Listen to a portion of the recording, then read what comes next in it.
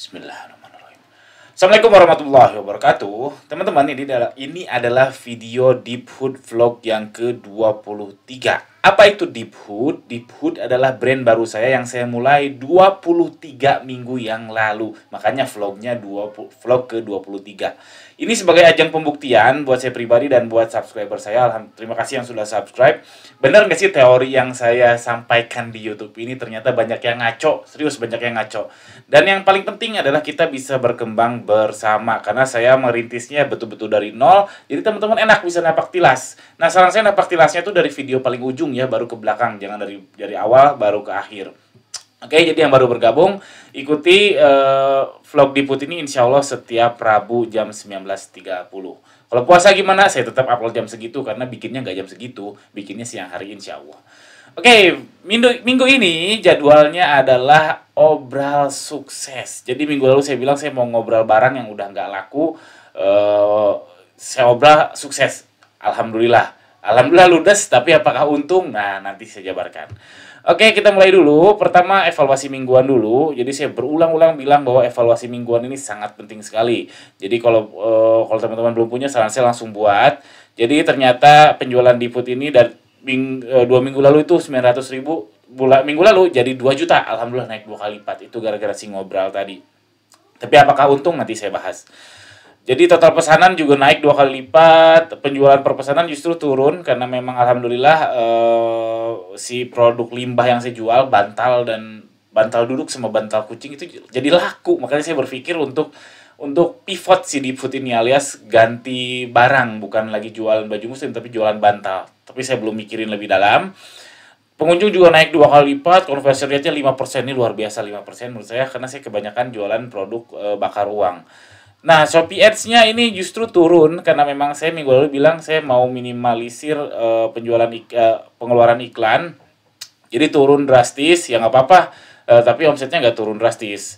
Jadi kayak biaya iklan kata kunci dari 70.000 ke 16.000, tapi iklannya hasilnya cuma turun setengahnya, tapi biayanya itu turun sampai 3 kali lipat. Lalu produk serupa juga sama, ini biayanya turun setengahnya, tapi omsetnya nggak turun sampai setengahnya, kliknya turun jauh, tapi lebih efisien. Sehingga saya evaluasi, alhamdulillah penjualan naik 2 kali lipat ya. Penjualan 2 kali lipat, alhamdulillah, obrolnya berhasil, conversion rate-nya tinggi sekali sampai 5%. Itu karena produk limbah atau bakar uang yang saya jual itu udah ready lagi.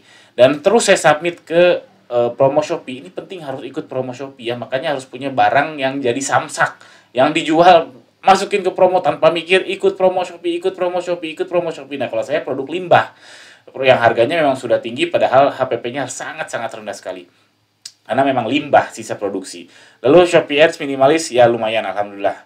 Lalu next actionnya minggu depannya, minggu ini saya insya Allah akan terus submit promo Shopee yang available, submit semua, voucher juga submit semua, apalagi mau lebaran ya, apalagi mau peak day Ramadan. Iklan saya biarin, saya udah lama nggak ngulik iklan, apalagi kata kuncinya. Saya udah lama banget nggak ulik-ulik kata kunci si Diput ini, cuman kalau bid saya ulik-ulik. Lalu saya akan berusaha untuk pastikan stok bantal-bantalan tetap ada, karena itu menjaga peluang nanti kalau habis lebaran mungkin saya akan pivot menjadi jualan bantal si Diput ini. Kenapa enggak, asalkan dapat cuan. Oke, lalu alhamdulillah gara-gara ngobrol ini cash flow Diput nyentuh di angka kurang dari 20 juta, kurang 20.000 ini.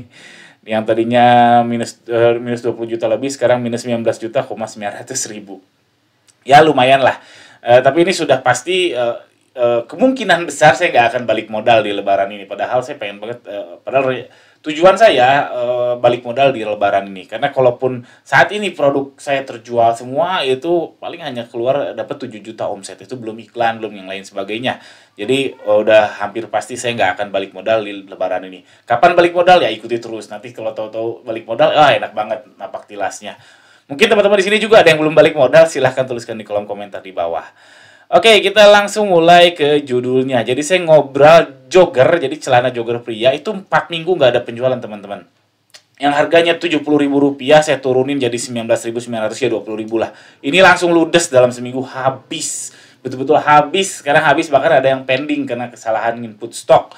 Ini ternyata bukan dari iklan, teman-teman. Ternyata dari AFS atau affiliate Shopee.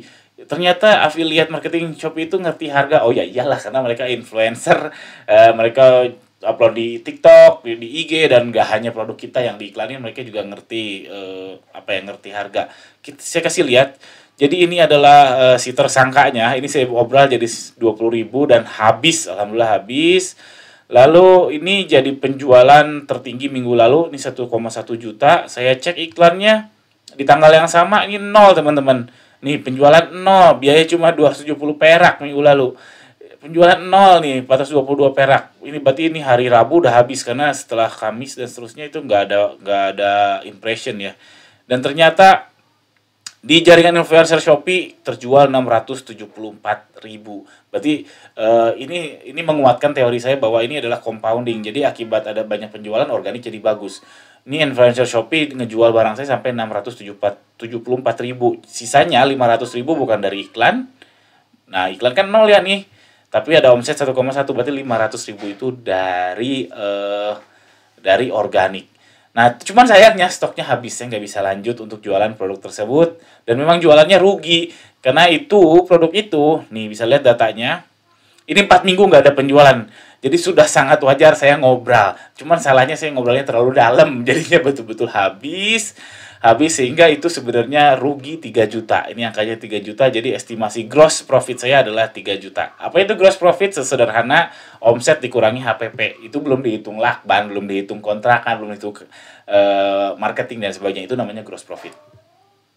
Itu minus 3,3 juta, jadi sukses ludes, cuman ya rugi, ya nggak apa-apa lah daripada barangnya nggak jadi uang, karena karyawan kan nggak mungkin digaji pakai barang ya.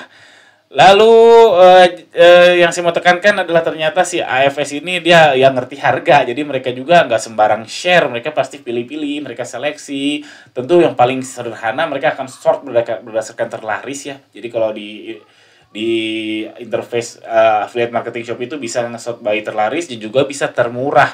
Wajar sekali mereka nge-share yang termurah karena berharap banyak yang beli sehingga mereka dapat banyak komisi. Jadi saya keluar komisi untuk produk tersebut itu adalah sekitar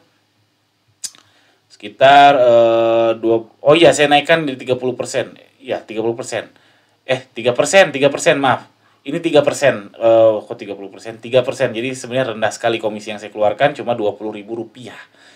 Oke, jadi memang si influencer ini nggak sensitif terhadap komisi, tapi lebih sensitif terhadap produknya apa, harganya bagaimana, harganya berapa.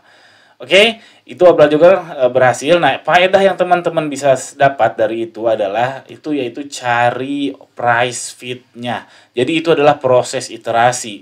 Jadi kalau 0% terjualnya berapa? A katakanlah, ternyata 0, ya sudah kalau gitu diskon yang dalam, diskon 50% terjualnya berapa? Oh ternyata 20, oh terlalu dalam, karena terlalu rugi, ya udah turunin lagi diskonnya, 10% ternyata terjual cuma 1, ya oke nggak apa-apa, turunin lagi diskonnya, dicobain, dapat jadi 40%, dapat terjual jadi 15. Nah itu terus iterasi sampai ketemu price fit namanya.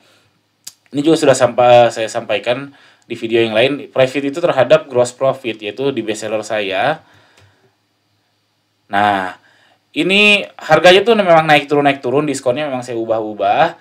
Jadi price fit produk saya yang Sirwal Cargo ini adalah di 74.000 sampai antara 74.000 sama 78.000. Jadi ketika 74.000 itu gross profitnya 45.000, ketika 78.000 gross profitnya 35.000. Nah, bisa dilihat ini.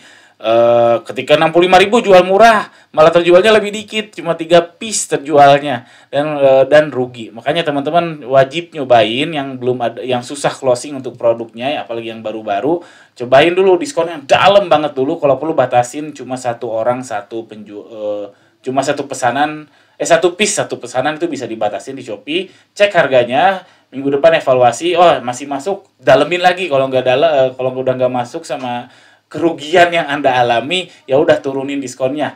Cek dan terus iterasi sampai ketemu harga yang optimal untuk produk tersebut. Nah, Price Fit ini sebenarnya sederhana ya, iterasi yang tadi saya bilang. Ini apakah mungkin rugi? Nggak mungkin rugi, karena tadi saya bilang itu mencari justru tujuannya adalah mencari harga yang membuat Anda tidak rugi. Makanya Price Fit ini nggak mungkin rugi, cuman nggak mungkin scale up. Nggak scale up itu sangat mungkin terjadi. Jadi sangat mungkin Anda ya jualan, misalkan jualan gelasnya cuma 1 piece per minggu terjualnya. Ya mungkin banget ini profit Anda, cuman ya nggak bisa scale up, profitnya ya cuman Rp500 gitu atau Rp2.000 gitu per minggu, ya nggak cukup, makanya nggak bisa di scale up. Makanya saya pernah bilang bahwa scale up itu salah satu kuncinya adalah perbanyak produknya. Konsepnya namanya konsep the long tail. Sudah pernah saya bahas, silakan teman-teman search aja video saya tentang the long tail. Oke, sekian itu aja vlog di Food ini. Mudah-mudahan ada manfaatnya. Pantau terus, karena kita akan insya Allah akan berkembang bersama. Saya juga membayangkan kalau ternyata di Food berhasil BEP, mungkin saya akan traktir yang nonton dari 1 sampai mungkin vlog ke 50 kah, 60 kah. Mungkin saya akan traktir apa ya nggak tahu lah. Cuman ya harus ada syukuran lah, karena ini memang betul-betul perjuangan, jadi kita berkembang bersama, kita berjuang bersama. Sekian, pertanyaan tuliskan di kolom komentar di bawah seputar hal ini atau seputar apapun. Playlist di Food juga ada di deskripsi di bawah ini. Sekian, Assalamualaikum warahmatullahi wabarakatuh.